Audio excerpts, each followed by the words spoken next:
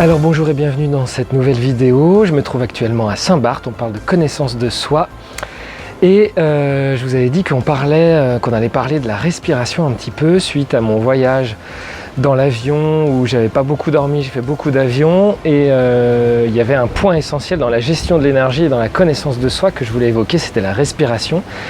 Parce que la respiration, en fait, met en jeu un de nos muscles le plus grand, le plus puissant, qui est le diaphragme, qui est une coupole ici, qui prend en fait tous les organes du bas et qui délimite avec les organes du haut, les poumons et le cœur. Je vous mets une vidéo ici pour que vous voyez, commencer à voir ce que c'est cette coupole comme ça, qui prend vraiment tout le corps.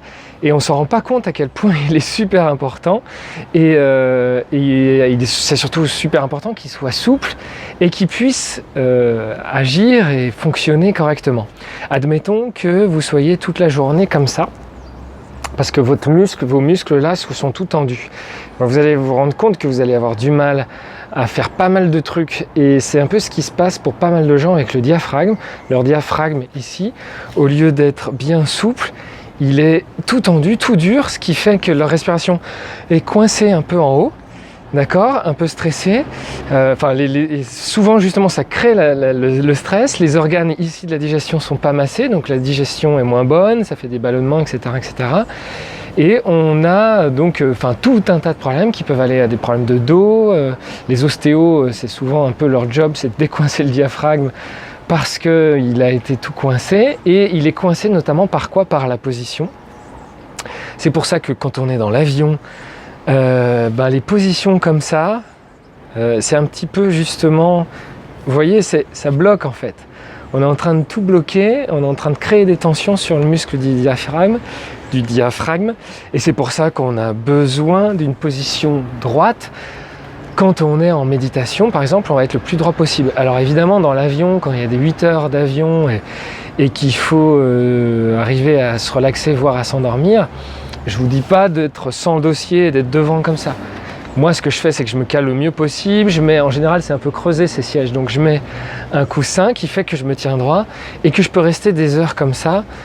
Je vais pas m'écrouler sur le voisin d'à côté et que je vais pas me faire mal à la nuque ou que sais-je. Je vais vraiment pouvoir me trouver une position en fait qui est bien plus confortable que les autres positions qu'on essaye de trouver dans un coin pour essayer de se détendre, mais qui finalement nous cassent, bloquent la respiration, etc. Et la respiration étant le point essentiel pour notre oxygène, donc pour notre énergie, pour le fonctionnement de notre cerveau, pour le fonctionnement de notre sang et de notre digestion et tout.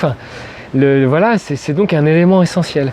Et donc si je mets cette vidéo ici, c'est pour que vous commenciez à comprendre, parce que évidemment parmi vous il y a sans doute, je le sais d'ailleurs, qu'il y a des infirmières qui nous suivent, des médecins, etc. Mais il y a aussi beaucoup de gens qui ne connaissent pas l'anatomie. Moi c'était mon cas, j'ai fait des efforts pour apprendre l'anatomie, qui n'était pas trop mon truc à la base, et pour me rendre compte en fait que c'est passionnant l'anatomie, et que on apprend énormément de choses sur soi, et qu'il faut le savoir en fait. Et si vous regardez bien d'ailleurs, il y a un autre truc à voir, c'est que le cœur, c'est une petite parenthèse, mais le cœur est au centre de la poitrine, il a un ventricule qui pousse vers la gauche, il est un petit peu tourné vers la gauche, mais il n'est pas à gauche. Souvent les gens situent le cœur là, à la place du poumon. Et donc si on veut mettre la main sur le cœur, on ne met pas la main sur le poumon ou sur le sein, on met la main au centre, et il y a éventuellement les doigts qui vont aller au contact du ventricule gauche, parce que voilà, le cœur est un peu comme ça. Mais vous voyez qu'il est quand même accroché au centre, et encore sur ce schéma-là, c'est pas...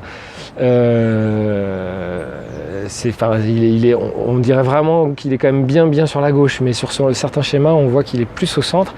Et ça c'est une petite parenthèse. Mais donc vous voyez comment sont les poumons et comment est ce diaphragme.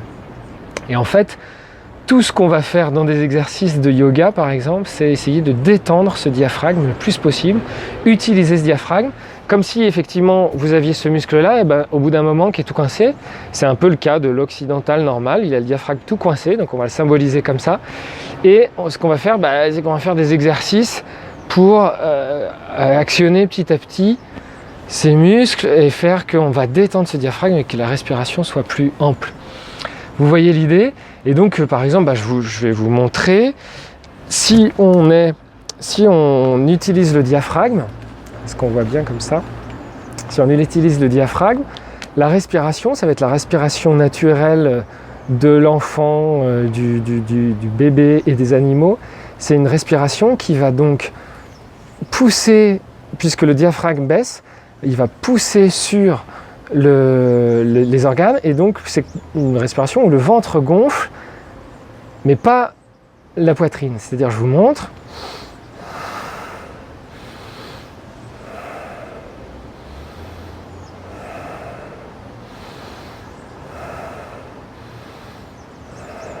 D'accord, vous voyez qu'ici il ne se passe rien. D'accord? Alors qu'une respiration, le diaphragme serait coincé. Je ne sais pas si on voit bien sur la vidéo, je ne me rends pas compte. Si le diaphragme est coincé, les gens, en fait, ils ont le ventre coincé ici, et puis ils respirent là-haut. Et en fait, ici, essayez 5 minutes, vous êtes vite tendu et stressé. Et c'est le cas de pas mal de gens qui sont déprimés, stressés, c'est qu'ils ont le diaphragme coincé en fait.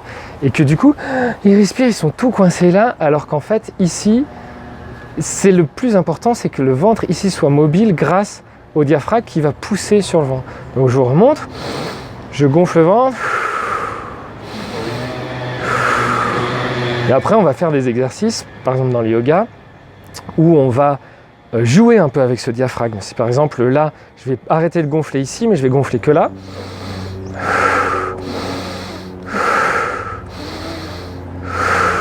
Après, par exemple, je vais creuser le diaphragme.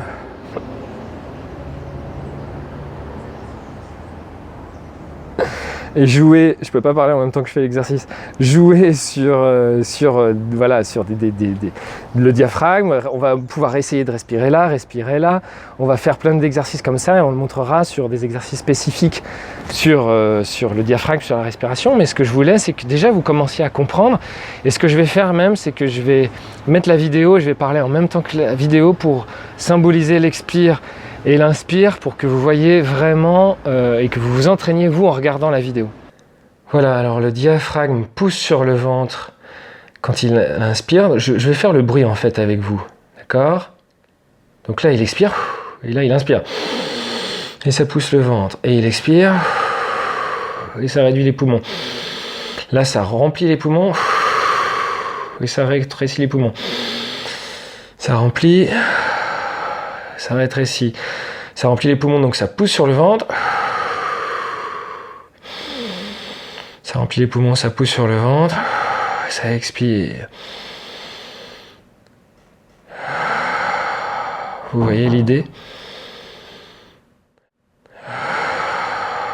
J'espère que ça vous permet de comprendre en même temps. Faites l'exercice en même temps pour voir. Je remplis les poumons, je vide les poumons. Je remplis les poumons, ça gonfle le ventre, je vide les poumons.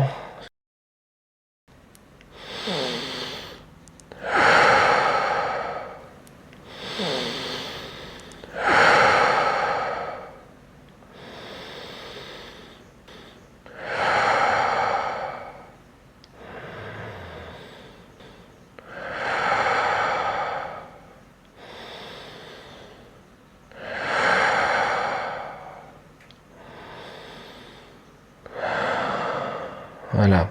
Donc pour résumer, vous comprenez l'importance de la posture.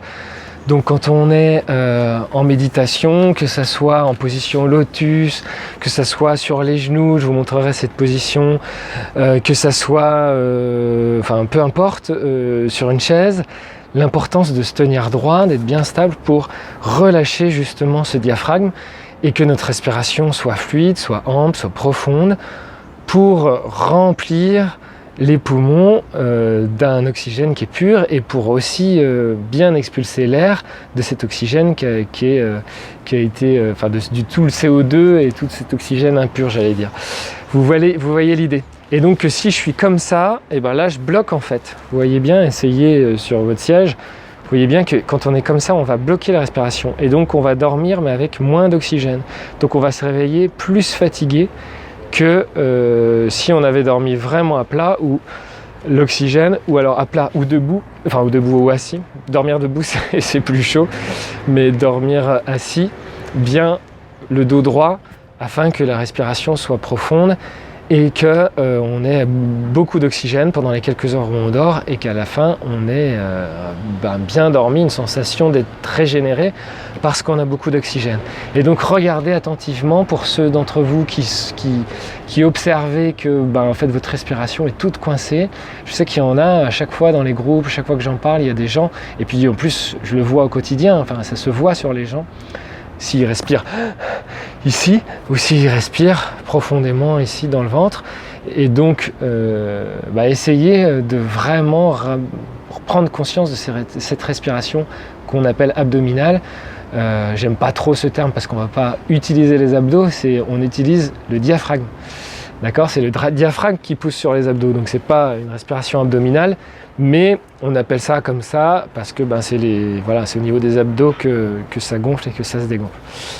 Voilà, bon, j'espère que vous aurez bien compris ça. Si vous avez des questions, n'hésitez pas. Et dans d'autres vidéos, on regardera des exercices spécifiques sur la respiration où vous aurez déjà compris ces notions du diaphragme.